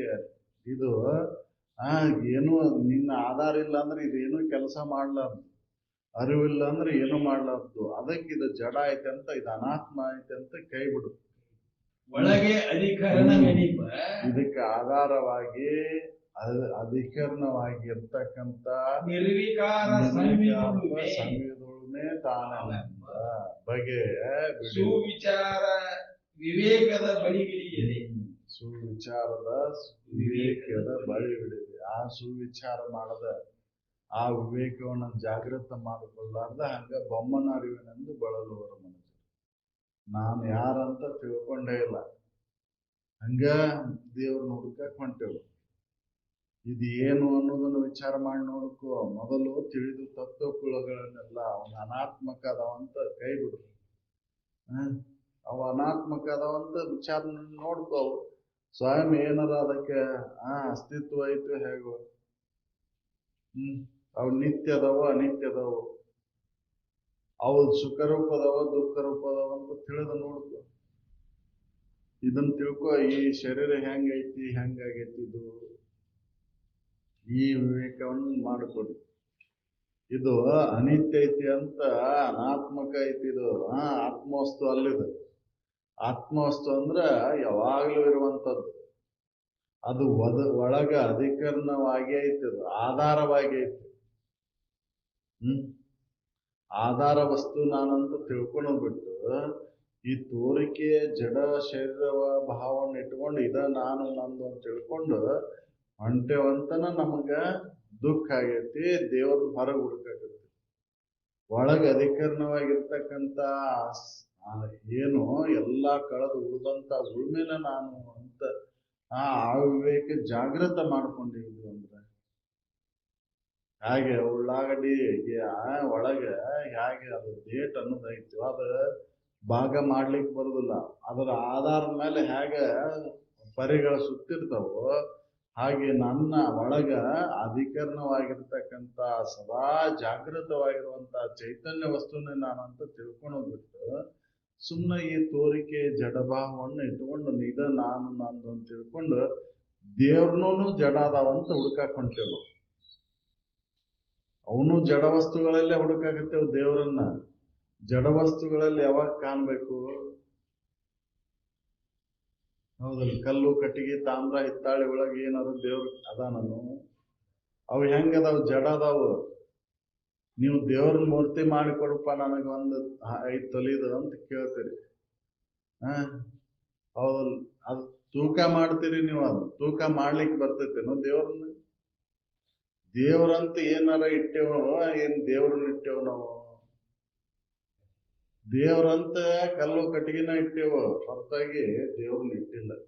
ದೇವ್ರನ್ನ ಇಡಾಕ್ ಬರ್ತೈತೇನೋ? ದೇವರು ನಿರ್ದಿಷ್ಟ ಸ್ಥಾನದೊಳಗಿಲ್ಲ, ವ್ಯಾಪಕ ಆದಂತ ಚೈತನ್ಯ ಅದ. ಎಲ್ಲಾ ಕಡೆ ಐತದ. ಅಣುರೇನ ತೃಣಕಾಷ್ಟದೊಳಗೂ ಐತೆ, ಹೌದಲ್ಲ? ಎಲ್ಲಲ್ಲೂ ಐತಿ, ಸರ್ವತ್ರ ಆಮಿ ವ್ಯಾಪಿ. ಅಂತದನ್ನ ಒಂದು ಇದ್ರೊಳಗೆ ಬಂದೈತಿ, ಮತ್ತ ಅದನ್ನು ನಾವು ಬಂಧನದೊಳಗಿಟ್ಟು ದೇವ್ರನ್ನ ಅದ್ರೊಳಗೆ ನೋಡಾಕತ್ತೇವೆ. ದೇವ್ರನ್ನ ಬಂಧಿಸ್ಲಿಕ್ಕೆ ಬರ್ತೈತೆ? ಹೌದಲ್ಲ? ವಿಚಾರ ಮಾಡಿಲ್ಲ ನಾವು, ದೇವ್ರ ಅಲ್ಲದಾನ ಇಲ್ಲದಾನ ಅಂತ ಬರೇ ಹೊರಗೆ ಹುಡುಕಾಗತ್ತೆ. ಎಷ್ಟು ಜನ್ಮ ಎತ್ತು ಹುಡುಕಿ ಬಂದರೂ ಕೂಡ ನೀನು ದೇವ್ರ ನಿನಗೆ ಅನ್ಯವಾಗಿ ಹುಡುಕಿದ್ರೆ ಸಿಗುದಿಲ್ಲ. ನೀನ ದೇವ್ರಂತ ತಿಳಿದ ನೋಡ್ಕೋ, ಈಗ ಸದ್ಯ ಅದ ಅನುಭವಕ್ಕೆ ಬರ್ತದೆ. ಅದಕ್ಕೆ ಒಳಗ ಅಧಿಕರಣ ಏನಪ್ಪ, ಸಂವೇದಕ ಬಗೆ ಆ ವಿವೇಕವನ್ನ ಮಾಡಿಕೊಳ್ಳಾರ್ದ ಸುಮ್ನ ಮನುಷ್ಯರು ಬೆಳೆದಿರ್ತಾರ. ಎಲ್ಲಾ ಕಳೆದು ಉಳಿದಂತ ಉಳ್ಮೇನ ನಾನದನೆ ಅನ್ನುವಂತ ವಿವೇಕವನ್ನ ಜಾಗೃತ ಮಾಡಿಕೊಳ್ಳಾರ್ದ, ಆ ವಿವೇಕವನ್ನ ಪಡಿಲಾರ್ದ ಸುಮ್ನ ಮನುಷ್ಯರು ಬಳಲ್ತಾರ. ದೇವ್ರ ಅಲ್ಲೇದಾನ ಇಲ್ಲೇದಾನ, ಎಲ್ಲೆಲ್ಲೋ ಹುಡುಕ್ತೇವ್ ನಾವು, ಗುಡ್ಡ ಗವಿ ಗುಂಡ ಎಲ್ಲೆಲ್ಲೋ ಹುಡುಕ್ತೇವ್ ದೇವ್ರನ್ನ. ಸುಮ್ನೆ ಎಲ್ಲ ಅರಣ್ಯ ರೋದನ ಅಂತ ಹೋಗಿ ಅರಣ್ಯದ ಮುಂದ ಕಾಡಿನೊಳಗೆ ಕುಂತು ಒದರಿದ್ರೆ ಏನ್ ಮಾಡೋದು? ಯಾರಿಗೆ ಕೇಳ್ತದೆ? ಅದಕ್ಕ ವ್ಯರ್ಥ ಅಂತ. ಸುಮ್ಮನೆ ಅದನ್ನು ಉಪಯೋಗ ಯಾರಿಗೆ? ದೇವ್ರು ನಿನ್ ಕಾಂತ, ನನ್ನ ನೀ ಎಷ್ಟೇ ಆಲಾಪನ ಮಾಡು, ಒದರು, ಹಾಡು, ಹೊಗಳು, ನಿನ್ನ ದೇವ್ರು ಕಾಣುದಿಲ್ಲ. ದೇವ್ರು ಕಾಣಬೇಕಾದ್ರೆ ನಿನ್ನೊಳಗೆ ನೋಡು, ನೀನ್ ಯಾರು ಅನ್ನೋದನ್ನು ವಿಚಾರ ಮಾಡು. ನಿನ್ನನ್ನು ಬಿಟ್ಟ ಹೊರಗೆ ಹುಡುಕಕತ್ತಿ ಅಂತ ನಿನ್ನ ದೇವ್ರು ಕಾಣು. ಎಲ್ಲೆಲ್ಲೋ ಹುಡುಕ್ತೇವ್ ನಾವು. ದೇವ್ರು ಯಾರಿಗೆ ಕಂಡನ? ಬೊಮ್ಮ ಯಾರಿಗೆ ಕಂಡನ? ಅದ ಕಾಣ್ಲಿಕ್ಕೆ ಜಡವಸ್ತುನ? ಅದ ಅನುಭವಗಮ್ಯವಾಗಿರೋದು. ಅನುಭವಗಮ್ಯವಾಗಿರೋದನ್ನ ನೋಡ ಕಣ್ಣಿನಿಂದ, ಕಿವಿಯಿಂದ, ನಾಲಿಗೆಯಿಂದ, ಚರ್ಮದಿಂದ ಹುಡುಕಾಕ್ ಹೊಂಟೇವದ. ಶಬ್ದ ಮುಖೇನ, ರೂಪ ಮುಖೇನ, ಹೌದಲ್ಲ, ರಸ ಮುಖೇನ, ಗಂಧ ಮುಖೇನ, ಸ್ಪರ್ಶ ಮುಖೇನ ಹುಡುಕಾಕ್ ಹೊಂಟೇವು. ಇದು ಇಂದ್ರಿಯಾತೀತವಾಗಿರುವಂಥದ್ದು.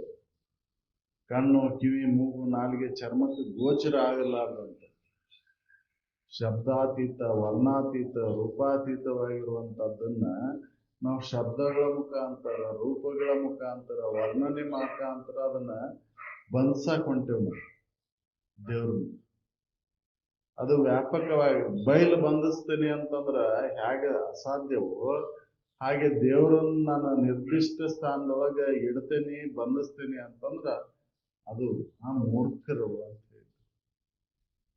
ಅದಕ್ಕೆ ಬೊಮ್ಮನ ಅರಿವಿನೆಂದು ಬಳಲುವರು ಮನುಷ್ಯರು. ಬಳಲಿಕೆ ಯಾಕೈತಿ ಮನುಷ್ಯರಿಗೆ ಅಂತಂದ್ರೆ, ಇದು ಮನುಷ್ಯರಿಗೆ ಮಾತ್ರ ಬಳಲಿಕೆ ಐತಿ. ಇತರ ಜೀವರಾಶಿಗಳ ದೇವರ ಕಲ್ಪನೆನ ಮಾಡ್ಕೊಂಡಿಲ್ಲವು. ಕಲ್ಪನೆ ಐತೆ ನೋಡ್ರಿ, ಅವಕ್ಕೆ ದೇವ್ರ ಕಲ್ಪನೆ ಇಲ್ಲ. ನಾವು ಮಾಡಿದಂತ ದೇವರ ಮೇಲೆನ ಅಡ್ಡಾಡ್ತಾವು, ಅಲ್ಲೇ ವಸತಿ ಮಾಡ್ತಾವು, ಅಲ್ಲೇ ಇರ್ತಾವು, ಅಲ್ಲೇ ನೀವು ಎಡೆ ಇಟ್ಟಂತ ಆಹಾರವನ್ನ ತಿಂತಾವು. ಅವಕ್ಕೆ ಏನು ದೇವ್ರು ಏನು ಮಾಡಿಲ್ಲ. ಅವ್ ಕಲ್ಪನೆನ ಮಾಡ್ಕೊಂಡಿಲ್ಲಲ್ಲ. ಇದು ದೇವ್ರು ಅಂತ ಅವ್ ಕಲ್ಪನೆನ ಮಾಡ್ಕೊಂಡಿಲ್ಲ. ಅವ್ ಕಲ್ಪನೆ ಮಾಡ್ಕೊಳ್ಳಿಕ್ಕೇನು ಬರುದಿಲ್ಲ. ಮನುಷ್ಯ ಇವು ಕಲ್ಪನೆ ಮಾಡ್ಕೊಂಡ, ಇವು ಕಲ್ಪನಾ ಜೀವಿ. ಕಲ್ಪನೆಗಳನ್ನು ಮಾಡಿಕೊಂಡೆ ದೇವ್ರು ನನಗೆ ಧನ್ಯವಾಗಿ ಅದಾನ ಅಂತ ತಿಳ್ಕೊಂಡ ಹೊರಗೆ ಹುಡುಕಕತ್ತಾನೆ. ತನ್ನನ್ನ ಏನು ಅಂತ ತಿಳ್ಕೊಂಡಿದ್ದಂದ್ರೆ, ತನ್ನನ್ನ ಮೊದಲೇ ಕರ್ತಿದ್ದಂದ್ರ ದೇವ್ರ ಹೊರಗಿಲ್ಲಪ್ಪ, ನನ್ನೊಳಗೆ ಅದನ್ನ ನಾನಾ ದೇವ್ರದೇನೆ ಅನ್ನೋದು ಖಾತ್ರಿ. ಅದಕ್ಕೆ ತನ್ನ ಮೊದಲು ಅರಿಯೋದು ಅಂತ ಹೇಳಿ. ಪರತತ್ವ ಎಂಬುದು ಬೇರೆ ಘಟಿಸಿ ನಿನ್ನನ್ನ ನೀ ಮೊದಲೇ ತಿಳ್ಕೊ. ನೀನ್ ಯಾರು ಅನ್ನೋದನ್ನು ಮೊದಲೇ, ನೀನ್ ದೇವ್ರವ ಏನು ಶರೀರ ಅನ್ನೋದನ್ನು ವಿಚಾರ ಮಾಡಿ ನೋಡು. ಶರೀರ ನೀನಾಗಿದ್ರೆ ಇದು ಹೆಂಗೈತಿ ಅನ್ನೋದನ್ನು ವಿಚಾರ ಮಾಡಿ ನೋಡು. ಶರೀರ ನಾನಂತಂದ್ರೆ ಒಂದ್ ಪಕ್ಷ ನಾನು ಶರೀರ ರೀ ಅಂತಂದೆ ಅಂದ್ರೆ ಶರೀರದೊಳಗೆ ನೀನ್ ಎಲ್ಲಿದೆ? ಇವು ಬೇರೆ ಅಂತ ಹೇಳ್ತಿ. ಮತ್ತ ಕೈ ನಂದು ಅಂತ ಹೇಳ್ತಿ. ನಂದು ಅನ್ನೋದಕ್ಕ ನೀನು ಬೇರೆ ಅದಿ, ಸಾಕ್ಷಿ ಅದಿ. ನೀನ ಬೇರೆ, ನಿಂದ ಬೇರೆ. ಫೋನ್ ನಂದು ಅಂತ ಹೇಳ್ತಿ, ಫೋನ್ ನಾನು ಅಂತ ಹೇಳುದಿಲ್ಲ. ಹೌದಲ್ರಿ, ಇದ್ರ ಮೇಲೆ ಹಾಕಿದಂತ ಆಭರಣಗಳು ಏನೋ ಇದ್ರು ಕೂಡ ಅಲಂಕಾರ ವಸ್ತುಗಳು ನಂದು ಅಂತ ಹೇಳ್ತೀವಿ ಹೊರತಾಗಿ ನಾನ ಅಂತ ಹೇಳ್ತೀವಿ. ಹಾಗೆ ಅವನು ಬೇರೆ ಇಟ್ಟು ಹೇಳ್ತೀವೋ ಹಾಗೆ ಇದನ್ನು ಕೂಡ ಬೇರೆ ಇಟ್ಟ ಹೇಳ್ತೀವಿ. ನನ್ನ ಶರೀರ, ನನ್ನ ಕೈ, ನನ್ನ ಕಾಲು, ನನ್ನ ತಲೆ ನಂದು ಅನ್ನೋದನ್ನ ನೀನು ಹೇಳ್ತಿ ಅಂದ್ರೆ ಅದ ನೀನು ಬೇರೆ ನದಿ ಅಂತ ಸಾಕ್ಷಿ ಅದೇ ನೀನು ಅದಕ್ಕೆ. ಈ ವಿಚಾರ ಮಾಡ್ಲಿಕ್ಕೆ ನಿನಗೆ ಬಂಧನ ಆಗಿತ್ತು. ಈ ವಿಚಾರ ಮಾಡಿದಂದ್ರೆ ಬ್ರಹ್ಮ ನಿನಗೆ ಅನ್ಯವಾಗಿಲ್ಲ, ನಾನ ಬ್ರಹ್ಮ ಸ್ವರೂಪದಲ್ಲಿ ಅನ್ನೋದು ಖಾತ್ರಿ ಆಕಿ. ಜಾಗರಣಗಳು, ಕನಸಿನಗಳು, ನಿದ್ರೆಗಳು ಬೇರಾಗಿ ಬಾಧೆ ಪಡುವ ವಿಶ್ವ ಜೀವರ ಆಗು ಹೋಗಿನೊಳಗಲ್ಲದ ಅನುಪಮ ಆನಂದ ಸುಧಾ ಸಾಗರವೇ ತಮ್ಮ ನಿಜವೆಂದು ಬಗೆಯದೆ. ಕನಸಿನೊಳಗೆ, ಜಾಗರಣದೊಳಗೆ, ನಿದ್ರೆಯೊಳಗೆ ಬೇರೆಯಾಗಿ ಬಾಧೆ ಪಡದೆ ಇವು ಎಲ್ಲವೂ ಬಾಧೆಗೊಳಪಡ್ತಾವ. ಎಚ್ಚರಿಕೆ ಅವಸ್ಥೆ ಒಳಗೂ ಬಾಧೆ ಒಳಪಡ್ತೈತಿ. ಇದು ಅಳದ್ ಹೋಗ್ತೈತಿ, ಕನಸುನು ಅಳಿತೈತಿ, ನಿದ್ರೆನೂ ಅಳಿತೈತಿ. ಇವು ಬಾಧೆ ಪಡ್ತಾವ. ಇವು ಬಾಧೆ ಪಡದೆ ಇರ್ತಕ್ಕಂಥ ಅನುಪಮ ಆನಂದ ಸುಧಾ ಸಾಗರನೇ ನಾನಂತ ಈ ತಿಳುವಳಿಕೆಯನ್ನು ಮಾಡಿಕೊಳ್ಳಾರ್ದ ಮನುಷ್ಯರು ಬಳಲ್ತಾರೆ. ನಾವು ಇದಕ್ಕೆ ಜಾಗರಣದೊಳಗೆ ವಿಶ್ವನಾಗಿ, ಕನಸಿನೊಳಗೆ ತೇಜಸ್ಸನಾಗಿ, ನಿದ್ರೆ ಒಳಗೆ ಪ್ರಾಜ್ಞನಾಗಿ ಬೇರೆ ಆಗಿ ಇವನ್ನೆಲ್ಲ ಅರಿತೀನಿ. ನನಗ್ ಬಾಧೆ ಇಲ್ಲ. ಈ ಎಚ್ಚರಿಕೆ ಅವಸ್ಥೆ ಇದು ಕೂಡ ಬಾಧಕ ಆಗಿ ಹೋಗ್ತೈತಿ, ಇದು ಅಳಿತೈತಿ. ಎಚ್ಚರದೊಳಗೆ ಕನಸಿಲ್ಲ, ಕನಸಿನೊಳಗೆ ಎಚ್ಚರಿಲ್ಲ. ಎಚ್ಚರ ಕನಸು ಯಾವ್ಯಾಡು ನಿದ್ರೆ ಒಳಗಿಲ್ಲ. ಇವು ಅಳಿತವು. ಆದ್ರೆ ನೀನ್ ಅಳದೇನು?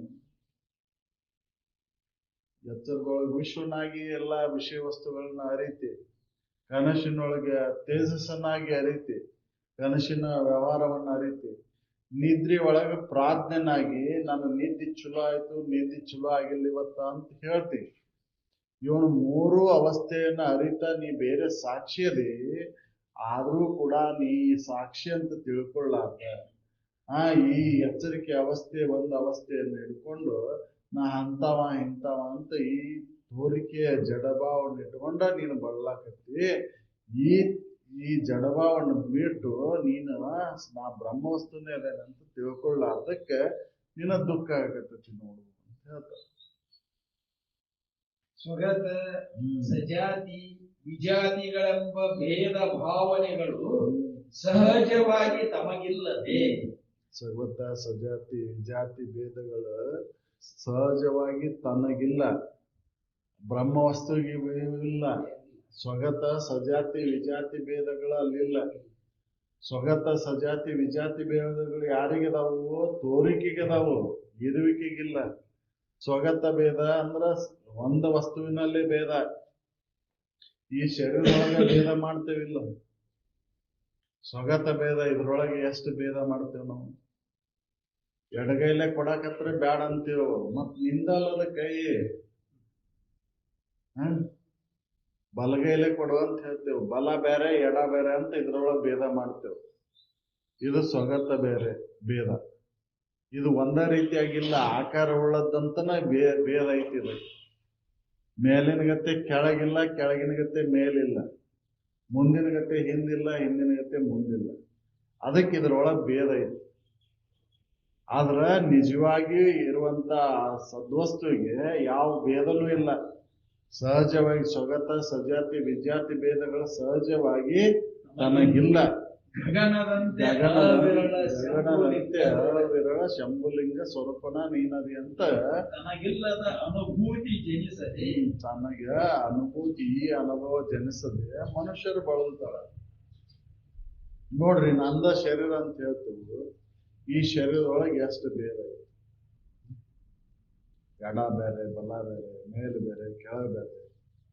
ಮತ್ ನಿಂದ ಅಂತ ಹೇಳ್ತಿಲ್ಲ, ನಾನ ಅಂತ ಹೇಳ್ತಿ. ಇದ್ರೊಳಗೆ ಯಾಕೆ ಭೇದ ಮಾಡ್ತೀನಿ? ಮತ್ತೆ ಎಡ ಬೇರೆ ಬಲ ಬೇರೆ ಅದನ್ನ ಹಂಗಾರೆ ಎಡ ಬೇರೆ ಬಲ ಬೇರೆ ಅಂತ ತೆಗೆದು ಬಿಡು. ಎಡ ಕೆಟ್ಟ ಅಂದಿದ್ರೆ ತೆಗೆದು ಬಿಡೋದು.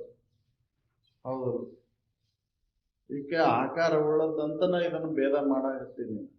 ಈ ಸ್ವಗತ ಭೇದ ಅಂದ್ರೆ ತೋರಿಕೆಯ ಒಳಗೆ ಒಂದ ವಸ್ತುವಿನಲ್ಲಿ ಭೇದ, ಇದ್ರೊಳಗೆ ಒಂದ ವಸ್ತುವಿನಲ್ಲಿ ಇದ್ರೊಳಗೆ ಶರೀರದೊಳಗೆ ಭೇದ ಮಾಡ್ತೇವೆ, ಸ್ವಗತ ಭೇದ. ಸಜಾತಿ ಭೇದ ಅಂದ್ರೆ ಈ ಶರೀರ ಆ ಶರೀರ, ಈ ಶರೀರನ ಬೇರೆ ಐತಿ ಆ ಶರೀರನ ಬೇರೆ ಐತಿ, ಇದು ಸಜಾತಿ ಭೇದ. ವಿಜಾತಿ ಭೇದ ಅಂದ್ರೆ ಈ ಶರೀರ ಈ ಮೈಕು ಕಲ್ಲು ಕಟ್ಟಿಗೆ ಇವುದ್ರೊಳಗೆ ಭೇದ. ಈ ಭೇದಗಳು ಸಹಜವಾಗಿ ತನಗಿಲ್ಲ, ನಿನಗಿಲ್ಲ. ವಿದ್ಯುತ್ತಿನೊಳಗೆ ಯಾವ ಭೇದ ಐತಿ? ಕರೆಂಟಿಗೆ ಭೇದ ಇಲ್ಲ, ಈ ಮೈಕಿಗೆ ಭೇದ ಐತಿ. ಈ ಮೈಕ್ ಕೆಡ್ತತಿ, ಕರೆಂಟ್ ಯಾವಾಗಾರ ಕೆಡ್ತತೇನೋ? ಕರೆಂಟ್ ಪಾಸ್ ಆಗತಕ್ಕಂತ ಮಾಧ್ಯಮಗಳ ಕೆಡಬಹುದು, ಆದ್ರೆ ವಿದ್ಯುತ್ ಮಾತ್ರ ಕೆಡಲಾರದು. ಹಾಗೆ ನೀ ಚೈತನ್ಯ ಸ್ವರೂಪನದಿ, ಇವೆಲ್ಲವೂ ಕೆಟ್ಟ ಹೊಕ್ಕವು. ಇದು ಸಜಾತಿ ವಿಜಾತಿ ಸ್ವಗತ ಭೇದಗಳನ್ನು ಅಳವಡಿಸ್ಕೊಂಡು ಐತಿ ತೋರಿಗೆ. ಅದಕ್ಕೆ ಈ ಭಾವನೆ ಕೈ ಬಿಟ್ಟು ಇದಕ್ಕೆಲ್ಲದಕ್ಕೂ ಆಧಾರವಾಗಿರುವಂತ ಅರಿವು ತಾನಂತ ತಿಳ್ಕೊಳ್ಳಾದ ಆ ಬಳಲಿಕೆ ಮನುಷ್ಯರಿಗೆ ಐತಿ. ಇದರ ಅನುಭವ ನೀನು ಮಾಡಿಕೊಳ್ಳಾರ್ದಕ್ಕೆ ಬಳಲಿಕೆ ಐತಿ. ಆಧಾರ ವಸ್ತು ನಾನಂತ ತಿಳ್ಕೊಳ್ಳಾರ್ದಕ್ಕೆ ಬಳಲಿಕೆ ಐತಿ. ನಾ ಚೈತನ್ಯ ಸ್ವರೂಪ ಅಂತ ತಿಳ್ಕೊಂಡಿದ್ರೆ ಬಳಲಿಕೆ ದೂರ ಆಕಿತ್ತು. ನಾನು ಶರೀರ ನಾನಂತ ತಿಳ್ಕೊಂಡೇನಂತ ಇದು ಭೇದಾಕಾರ ಉಳ್ಳಂತ ಶರೀರ ಇದ ಸತ್ಯ ಐತಿ ಅಂತ ತಿಳ್ಕೊಂಡು ಇದ ನಾನು ಅಂತ ತಿಳ್ಕೊಂಡು ನಂಬೇನಂತ ನಾನು ದುಃಖ ಆಗಿತ್ತು. ಈ ದುಃಖವನ್ನು ದೂರ ಮಾಡ್ಕೋಬೇಕಂದ್ರೆ ನೀನ್ ಯಾರು ಅಂತ ತಿಳ್ಕೊಳ್ಳಿ. ನಿನ್ನ ನಿಜವಿದನೆ ತಿಳಿ ಬೇರೆನ್ನದಲೇ ಮನುಷ್ಯ. ಸುಮ್ಮನೆ ಯಾಕೆ ಬಳಲ್ತಿ? ಸುಮ್ಮನೆ ಬಮ್ಮನ್ನ ಅರಿತೇನಂತ ಯಾಕೆ ಬಳಲ್ತಿ? ನಿನ್ನ ನಿಜವನ್ನ ತಿಳ್ಕೊ. ನಿನ್ನ ನಿಜವಿದನೆ ತಿಳಿ ಬೇರೆನ್ನದಲೇ ಮನುಷ್ಯ. ಇದೆನಿಸುವುದು ಆವುದು. ಇದು ಅನಿಸುದು ಯಾವ್ದೈತಿ? ನಿನ್ನ ನಿಜ ಹೆಂಗೈತಿಪ್ಪ ಅಂದ್ರೆ ಸದ್ರೂಪ ವಸ್ತು ಅದಿ. ನೀನು ಸದ್ರೂಪ ವಸ್ತುವಿನ ಲಕ್ಷಣಗಳೇನು ಅಂತಂದ್ರೆ ಇದನ್ನೆನಿಸುವುದಕ್ಕೆ ತಾನು ಆಶ್ರಯ ಬಾಧೆ ಹೊಂದದೆ ತೋರುತ್ತೀಯ ಸತ್ಯ ನಿನ್ನ ನಿಜ. ಇದು ಅನ್ನೋದಕ್ಕೆ ಆಶ್ರಯ ನಿನ್ನದಿ. ಇದನ್ನೆನಿಸುವುದಕ್ಕೆ ತಾನು ಆಶ್ರಯ ಇದು ಕೈ ಅಂತ ಹೇಳಕ್ಕೆ ನಿನ್ನ ಆಶ್ರಯ ಬೇರೆ ಅದಿ. ಇದು ತಲಿ ಅಂತ ಹೇಳಲಿಕ್ಕೆ ನೀನು ಬೇರೆ ಅದಿ. ಬೇರೆ ಇದ್ದಾಗ ನೀನು ಹೇಳಲಿಕ್ಕೆ ಬರ್ತೈತಿ ಹೊರತಾಗಿ ಅದ್ರ ಕೂಡ ಬೇರೆಕ್ಕೆ ಆದಾಗ ಹೇಳಕ್ ಬರೋದು. ಇದು ಅನ್ನೋದಕ್ಕೆ ಆಶ್ರಯವಾಗಿ ಯಾವ್ದೈತೋ ಅದ ನಿನ್ನ ನಿಜ ಐತಿ ನೋಡು. ಅದು ಸತ್ಯ ವಸ್ತು, ಅದು ಸದ್ರೂಪ ವಸ್ತು. ಅದು ವಿಕಾರ ಆಗುದಿಲ್ಲ, ಅದಕ್ಕೆ ನಾಶತ್ವ ಇಲ್ಲ. ಅದ ನಿನ್ನ ನಿಜ ಐತಿ ನೋಡು. ಅದನ್ನ ತಿಳಿ ಬೇರೆ ಅನ್ನೋದಿಲ್ಲ. ನಿನ್ನ ನಿಜವನ್ನ ತಿಳಿದಾಗ ನಿನ್ನ ದುಃಖ ದೂರ ಆಗುತ್ತೆ. ಸುಮ್ಮನೆ ಬಳಲ್ಬೇಡ. ನಿನ್ನ ನಿಜವನ್ನ ತಿಳಿಲಾರ್ದಕ್ಕೆ ನಿನ್ನ ದುಃಖ ಐತಿ. ಅದಕ್ಕೆ ಈಗ ನಿನ್ನ ನಿಜವನ್ನ ತಿಳ್ಕೊಂಡು ಅದು ಸದ್ರೂಪ ವಸ್ತು, ಚಿದ್ರೂಪ ವಸ್ತು, ನಿತ್ಯ ವಸ್ತು, ಆನಂದ ವಸ್ತು, ಪರಿಪೂರ್ಣ ವಸ್ತು. ಇದು ಅನ್ನೋದಕ್ಕೆ ಆಶ್ರಯವಾಗೈತೆ. ಅದೇ ನಿನ್ನ ನಿಜ ಐತಿ ನೋಡಿ. ಮೂರು ಅವಸ್ಥೆಗಳು ಬೇರಿಟ್ಟು ಮೂರು ಅವಸ್ಥೆಯನ್ನ ಬೇರಿಟ್ಟು ಅರಿತಾ ಬೇರೆನ ನೀನದಿ. ಎಚ್ಚರ ಕನಸು ನಿದ್ರೆ ಮೂರು ಅವಸ್ಥೆಗಳನ್ನ ಅರಿತಾ ಬೇರೆ ಇಟ್ಟು ಅರಿತಿ ನೀನು. ಆ ಚಿದ್ರೂಪ ವಸ್ತುನ ನೀನದಿ, ಅರಿವಂತ ಚಿದ್ರೂಪ ವಸ್ತುನ ನೀನದಿ ಅನ್ನೋದನ್ನ ತಿಳ್ಕೊ ನೀನು. ಇದು ಎರಡನೇ ಲಕ್ಷಣ, ನಿನ್ನ ಸ್ವರೂಪದ ಎರಡನೇ ಲಕ್ಷಣ. ಸದ್ರೂಪ ಚಿದ್ರೂಪ ನಿತ್ಯ ರೂಪ ಅನ್ನೋದಕ್ಕೆ ಹೇಳ್ತಾರ. ಎಲ್ಲವನ್ನು ಆರೈದು ನೋಡಲು ಇಲ್ಲೆನಿಸಿದ ನೇಹ ಎಲ್ಲಿ ನೆಲೆಸುವುದು? ನನ್ನಲ್ಲಿ ಅದರಿಂದ ಸುಖ. ಆ ಸುಖ ಸ್ವರೂಪ ಅಂತ ಹೇಳಿದ್ದು ಉದ್ದೇಶ ನಿನ್ನ ಸುಖನ ಬೇಕಾಗೈತಿ. ಎಲ್ಲಾ ವಿಚಾರ ಮಾಡಿ ನೋಡಿದ್ರು ನಿನ್ನ ಸುಖನ ಬೇಕನ್ನಿಸ್ತದೆ. ಎಲ್ಲವನ್ನು ಆರೈದು ನೋಡಲು ಇಲ್ಲೆನಿಸಿದ ನೇಹ ಎಲ್ಲಿ ನೆನೆಸೈತಿ ಅಂದ್ರೆ ನಿನ್ನಲ್ಲಿ ನೆನೆಸೈತಿ. ನಿನ್ನ ಮೇಲೆ ನಿನ್ನ ಪ್ರೀತಿ ಐತಿ ಹೊರತಾಗಿ ಯಾವುದರ ಮೇಲೇನೂ ಪ್ರೀತಿ ಇಲ್ಲ. ಇವೆಲ್ಲವೂ ಅನುಕೂಲ ಪ್ರೀತಿಗಳು. ವಿಷಯ ವಸ್ತುಗಳ ಅನುಕೂಲ ಆಕ್ಕವಂತ ಅದ್ರ ಮೇಲೆ ಪ್ರೀತಿ ತೋರಿಸ್ತೀನಿ. ವಿಚಾರ ಮಾಡಿ ನೋಡಿದ್ರೆ ಅವು ಪ್ರತಿಕೂಲ ಅದು ಅಂದ್ರ ಆ ಪ್ರೀತಿ ಎಲ್ಲಿ ನೆಲೆಸ್ತೈತಿ ಅಂದ್ರ ನಿನ್ನ ಮೇಲೆ ನೆಲೆಸ್ತೈತಿ. ಈ ದೇಹದ ಮೇಲೂ ಪ್ರೀತಿ ಇಲ್ಲ ನಿನಗೆ. ವಿಚಾರ ಮಾಡಿ ನೋಡಿದ್ರೆ ದೇಹದ ಮೇಲೂ ಪ್ರೀತಿ ಇಲ್ಲ. ಅನುಕೂಲ ಆಗೈತೆ ಅಂತ ಪ್ರೀತಿ ಐತಿ ಇದ್ರ ಮೇಲೆ. ಪ್ರತಿಕೂಲ ಆಯ್ತಂದ್ರೆ ಲಘುನ ಕರ್ಕೋಬೇಕ್ರಿ. ಏನ್ ಮಾಡೋದು ಇನ್ನ? ನಾ ಆರಾಮ್ ಇರ್ಬೇಕಂತ ಹೇಳ್ತೇವ್ ನಾವು. ನೀ ಆರಾಮ್ ಇರ್ಬೇಕಂದ್ರ ಈ ದೇಹ ಭಾವನ ಬಿಡು. ದೇಹ ನೀನಂತ ತಿಳ್ಕೊಂಡಿ ಅಂತ ಆರಾಮ್ ಇಲ್ದಂಗ ಆಗೈತಿ. ಇದನ್ನ ವಿಚಾರ ಮಾಡಿ ನೋಡಿದೆ ಅಂದ್ರೆ ಪ್ರೀತಿ ಯಾರ ಮೇಲೆ ಐತಿಪ್ಪ ಅಂತಂದ್ರ ನಿನ್ನ ಮೇಲೇನು ನಿನ್ನ ಪ್ರೀತಿ ಐತಿ. ಇವ್ ಯಾವ್ದ್ರ ಮೇಲೇನು ಪ್ರೀತಿ ಇಲ್ಲ. ಅನುಕೂಲ ಪ್ರೀತಿಗಳಿವೆಲ್ಲ. ಅದಕ್ಕೆ ಎಲ್ಲವನ್ನು ಆರೈದು ನೋಡು, ಎಲ್ಲಾ ವಿಚಾರ ಮಾಡಿ ನೋಡು.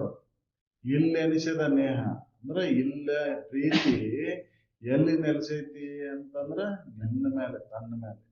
ಅದರಿಂದ ಸುಖ ಐತಿ. ನೀನಾಗಿದ್ದಾಗ ಸುಖ ಐತಿ, ಇನ್ನೊಂದಾದಾಗ ಸುಖ ಇಲ್ಲ. ನೀನು ಶರೀರ ನೀನಂದಿ ಬಳಲಿಕ್ಕೆ ಚಲೋ ಆಯ್ತು. ಶರೀರ ಭಾವ ಅಳದೆ ಅಂದ್ರೆ ಆರಾಮದಿ. ನೀನಾಗಿದ್ದಾಗ ಆರಾಮದಿ, ಶರೀರ ನೀನಾಗಿದ್ದಾಗ ಆರಾಮಿಲ್ಲ. ಅದಕ್ಕೆ ತನುಭಾವ ಅಳೆಯೇ ದುಃಖದ ಕೇಡು ಅಂತ. ಎಲ್ಲಿವರೆಗೂ ಶರೀರ ಭಾವ ಇರ್ತದೆ ಎಲ್ಲಿವರೆಗೂ ದುಃಖನ. ಶರೀರ ಭಾವ ಬಿಟ್ಟು ಆನಂದನ ಆನಂದ. ನಿದ್ದೆ ಒಳಗೆ ಯಾಕೆ ಆರಾಮಿದ್ದಿ ಅಂತಂದ್ರೆ ಆನಂದದಿಂದ ಇದ್ದಿ ಅಂತಂದ್ರೆ ಶರೀರ ಭಾವ ಇದ್ದಿಲ್ಲ, ಅದಕ್ಕೆ ಆರಾಮಿದ್ದಿ.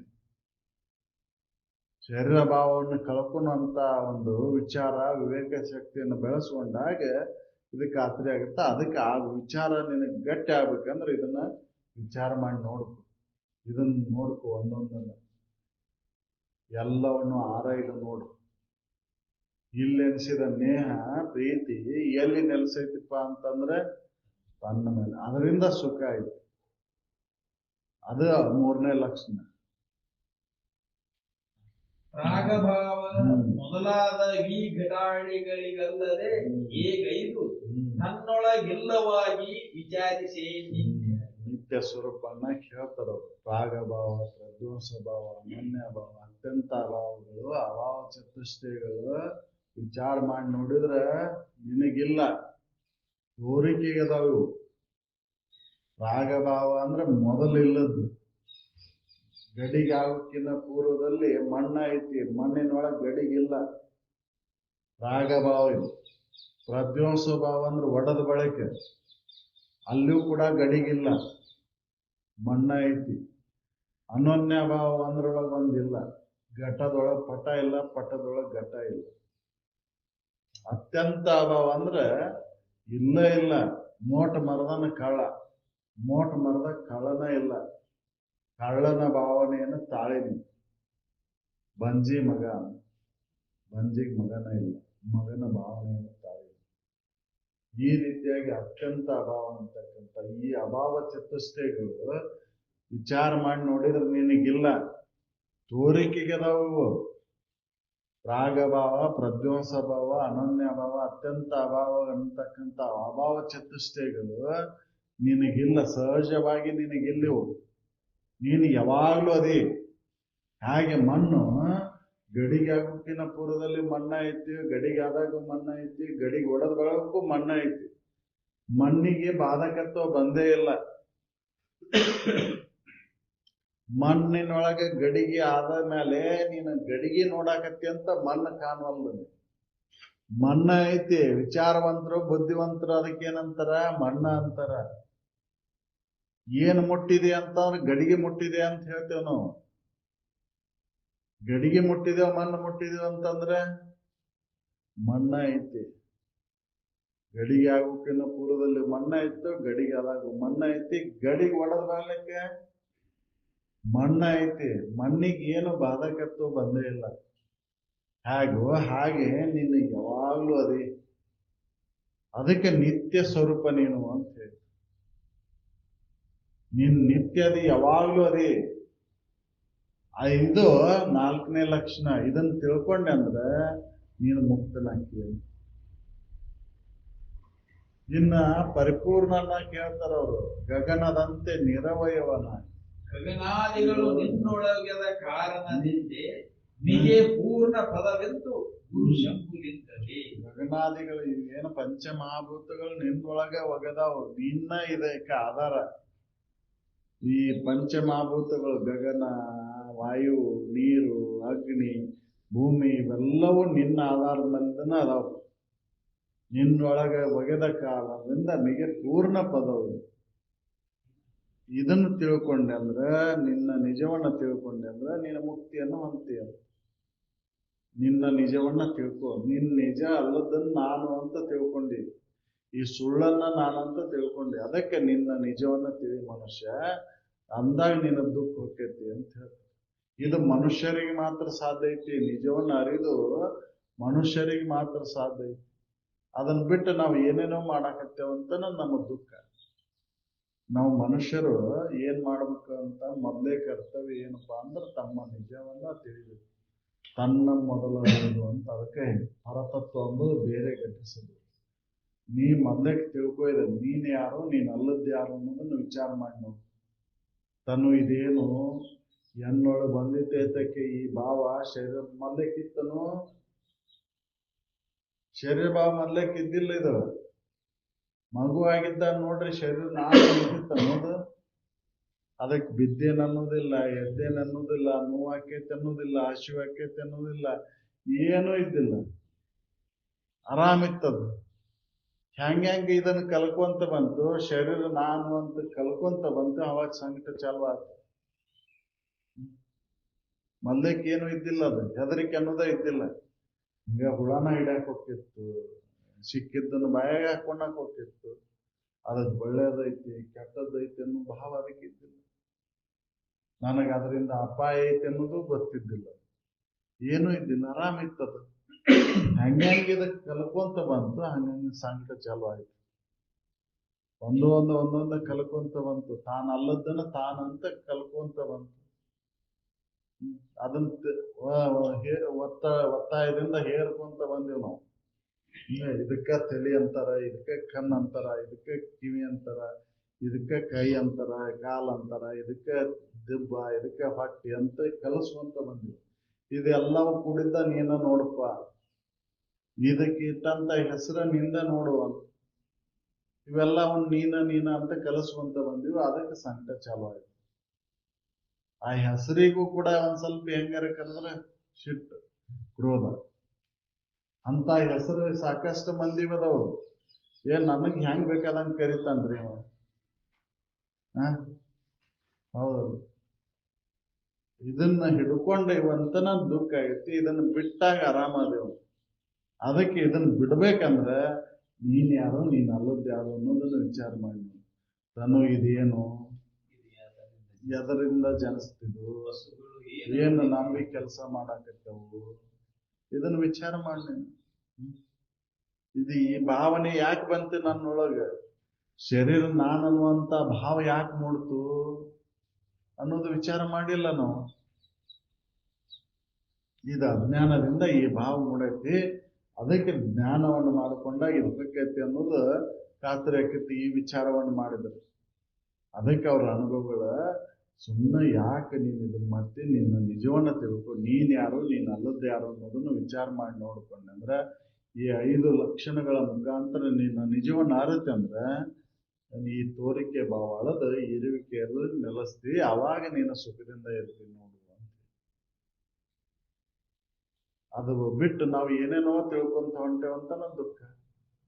ನಾನು ಅಲ್ಲದನ್ನ ನಾನು ಅಂತ ತಿಳ್ಕೊಂತ ಹೊಂಟೇವು. ಹೌದಲ್ಲ? ತಿಳಿ ಬೇರೆ ಅನ್ನೋದಲ್ಲ. ನಿನ್ನ ನಿಜವನ್ನ ತಿಳ್ಕೊಂಡು ಬೇರೆ ಅನ್ನೋದ ಬೇರೆ ತಿಳ್ಕೊಳಕ ಹೋಗ್ಬೇಡ. ನಿನ್ನ ನಿಜ ಏನೈತಿ, ಸದ್ರೂಪ, ಚಿದ್ರೂಪ, ನಿತ್ಯ ರೂಪ, ಆನಂದ ರೂಪ, ಪರಿಪೂರ್ಣ ರೂಪ. ಅದನ್ನ ತಿಳ್ಕೊ. ಅದಕ್ಕೆ ಸಚ್ಚಿದಾನಂದ ನಿತ್ಯ ಪರಿಪೂರ್ಣ. ಸದ್ರೂಪ, ಚಿದ್ರೂಪ, ಆನಂದ, ನಿತ್ಯ ಪರಿಪೂರ್ಣ ವಸ್ತುನ ನೀನು. ನಿನಗನ್ಯವಾಗಿ ಇನ್ನೊಂದು ಪರಿಪೂರ್ಣ ವಸ್ತು ಇಲ್ಲ. ಎಲ್ಲವೂ ಅಪೂರ್ಣ ಅದಾವ. ಪೂರ್ಣ ವಸ್ತುವಿನಲ್ಲಿ ದುಃಖ ಇಲ್ಲ.